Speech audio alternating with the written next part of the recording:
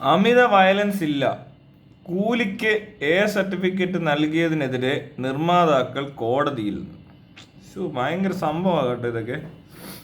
ഈ പടമൊക്കെ ഇനി ആരാ കാണുന്നതെന്ന് എനിക്ക് മനസ്സിലാവാത്ത. രജനീകാന്തന്റെ പടത്തിന് എ സർട്ടിഫിക്കറ്റ് കൊടുത്തെന്നൊക്കെ. കൂലിക്കല്ലാന്ന് അത് കൊടുക്കണ്ടേ, ജയിലർക്കായിരുന്നു. അപ്പോൾ അതിന് കൊടുത്തില്ല. അത് കുട്ടികളൊക്കെ കണ്ട് ചില ഹർജിയൊക്കെ പോയെന്ന് എന്തൊക്കെയോ ആണെന്നൊക്കെ പറയുന്നു. ഈ പ്രാവശ്യം പക്ഷേ കൂലിക്ക് കിട്ടി. ഒന്ന് ആലോചിക്ക്, ഇവരെന്തിനാ ഈ സർട്ടിഫിക്കറ്റ് ഇങ്ങനെ മാറ്റി മറിച്ച് കൊടുക്കുന്നത്? എന്നിട്ട് ഇതും പറഞ്ഞുകൊണ്ട് ചുമ്മാ ഓരോന്നുണ്ടാക്കാനാ. ഇനി ഈ പടമൊക്കെ ആര് കാണുമെന്ന് കഴിഞ്ഞില്ലേ? പരിപാടിയൊക്കെ കഴിഞ്ഞില്ലേ? ഓരോ ദിവസം ഓരോ വാർത്ത ഉണ്ടാക്കി നോക്കുക, ആരെങ്കിലും ഇതൊക്കെ കണ്ടിട്ട് ചെന്ന് കയറുമെന്ന്. ഒരു കാര്യമില്ല, അങ്ങനൊന്നും പോകുമെന്ന് എനിക്ക് തോന്നുന്നില്ല. ആൾക്കാർക്കൊന്നും വലിയ താല്പര്യമില്ലാതെ പറഞ്ഞ പടം തന്നെയല്ലേ ഇത്. ആർക്കും വലിയ ഇൻട്രസ്റ്റഡ് ആയിട്ട് തോന്നിയില്ലല്ലോ. എല്ലാവരും നെഗറ്റീവ് ഒക്കെ അല്ലേ റിവ്യൂസ് പറഞ്ഞതും. പടം പൊട്ടിയെന്ന് തോന്നുന്നു. പൊട്ടിക്കഴിഞ്ഞപ്പോൾ ചുമ്മാ ഓരോ നമ്പർ ഉടായ്പും കൊണ്ട് വന്നേക്കുക.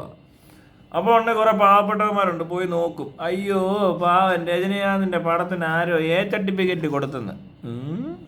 എന്നെ തന്നെ എനിക്ക് അതിനകത്തൂടെ കൊണ്ടോ ഒരു എന്താ പറയുക, ഒരു സ്വപ്നത്തിൽ നിന്നും മറ്റൊരു സ്വപ്നത്തിലേക്ക് പോകുന്നൊരു സിനിമയുണ്ടല്ലോ, ഏതോ ഒരു പടം, ക്രിസ്റ്റഫർ നോളൻ്റെ, എന്താന്ന് പറയുന്നേ, അതിൻ്റെ പേര് ഞാൻ മറന്നുപോയി. ഏതോ ഒരു പടം. ഒരു ആങ്സൈറ്റിയിൽ നിന്നും മറ്റൊരു ആങ്സൈറ്റിയിലേക്ക് പോകുന്നൊരു പുതിയ സിനിമയെ പറ്റി ഞാൻ ആലോചിക്കുകയായിരുന്നു. സ്വപ്നം മാത്രം പോയാൽ പോരല്ലോ, സ്വപ്നം. അപ്പം അങ്ങനെ ഇതിനൊക്കെ ഒരു എ സർട്ടിഫിക്കറ്റ് കൊടുത്ത് പടത്തിനെ ഒന്ന് ഹൈപ്പാക്കി, അത് കഴിയുമ്പോൾ പിന്നെ ഇതിനെപ്പറ്റി ഒരു സംസാരം. മനസ്സിലായോ? അതിൻ്റെയൊക്കെ വല്ല ആവശ്യമുണ്ടോ മക്കളെ? പടം പൊട്ടിയാൽ പൊട്ടി. പിന്നെ ഇതല്ല, ഇതിനപ്പുറം കാണിച്ചാൽ ആരും കയറി കാണുന്നു. പിന്നെ ഈ പറഞ്ഞാൽ കുറേ മണ്ടന്മാരെ പറ്റിക്കാൻ പറ്റും. മറ്റേ എംബ്രാനൊക്കെ ചെയ്ത പോലെ.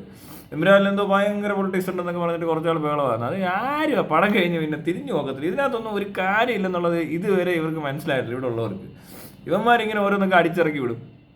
അതിൻ്റെ കുറേ വീഡിയോ പിടിക്കും. അവർക്കും കാശ് കൊടുത്തിട്ട് തന്നെയാണ് ഈ പരിപാടി നടത്തുന്നത്. പലർക്കും ഇതേപോലെ ഇറക്കി വിടുന്നതാണ്. പക്ഷെ ഇത് കണ്ട മനസ്സിലാകത്തില്ല സാധാരണക്കാർക്ക്. ഇത് ആരൊക്കെ കൂടെ ചേർന്ന് അവതരിപ്പിക്കുന്നത്? ഞാനും എൻ്റെ അമ്മാവനും അമ്മായിയും കൂടെ തന്നെ ചേർന്ന് അവതരിപ്പിക്കുന്ന പരിപാടിയാണ് ഇത്. അത് കണ്ടാൽ മനസ്സിലാകത്തില്ലെങ്കിൽ പിന്നെ എന്ത് ചെയ്യാൻ പറ്റും? പണം കൊള്ളത്തില്ല എന്നറിഞ്ഞു കഴിഞ്ഞാൽ കാണേണ്ട കാര്യമില്ല. അതിനകത്ത് ഇനി എന്തുണ്ടെന്ന് പറഞ്ഞാലും കാണത്തില്ല. അത്രയോ നല്ല സിനിമയാണ്, തിയേറ്ററിൽ കുറച്ചാൾ ഓടും. ഒരാഴ്ചയൊക്കെ കഴിഞ്ഞ് പോയി കണ്ടാൽ പോരെ. എന്താ ഇത്ര ധൃതി? സിനിമ എന്നെ വളിച്ചു പോവോ? സിനിമ വളിച്ചു പോകും ഇത്ര, അല്ല പുഴുത്തു പോകും, അത് ഉണങ്ങിപ്പോവോ, കരിഞ്ഞു പോകും. എന്ത് സംഭവിക്കുന്ന സിനിമയ്ക്ക്? ഒരു ബുക്കും സംഭവിക്കത്തില്ല. ഒരു വർഷം കഴിഞ്ഞ് കണ്ടാലും നല്ല സിനിമയാണ്, നമുക്ക് അപ്പോഴും ഇഷ്ടപ്പെടും. അതുകൊണ്ട് ധൃതി വെച്ച് പോയി കാണേണ്ട സാധനമൊന്നും അല്ലെന്ന്. ഇവിടെ ഉള്ളവന്മാർ ഫസ്റ്റ് ഷോ എന്നൊക്കെ പറഞ്ഞാൽ വലിയ സംഭവമാക്കും. വേറെ ഒന്നിനും കൊള്ളാത്തവന് ചിലപ്പോൾ അവിടെ ചെന്ന് ആദ്യം കാണുമ്പോൾ ഒരു സുഖം കിട്ടുമായിരിക്കും കേട്ടോ. വേറെ ഒരിടത്തും ഒന്നും ആദ്യം കണ്ടിട്ടില്ലെന്നോ അല്ലേ വേണ്ട, എന്തെങ്കിലും കാര്യത്തിന് കൊള്ളാവുന്നവനാണെങ്കിൽ പോലും ചിലപ്പോൾ ഈ ഫസ്റ്റ് ഷോയ്ക്കൊന്നും പോയി കിടന്നുകൊണ്ട് ഇത് വലിയ ക്രെഡിറ്റ് ആയിട്ട് എടുക്കത്തില്ല. അതായത് സിനിമ കാണുന്ന ആരും അത്ര ക്രെഡിറ്റ് ഒന്നും അല്ല. പിന്നെ ഇടിച്ചു കൂത്തി ടിക്കറ്റ് എടുക്കുന്ന വലിയ കഴിവാണോ എന്ന് ചോദിച്ചാൽ അതുമല്ല.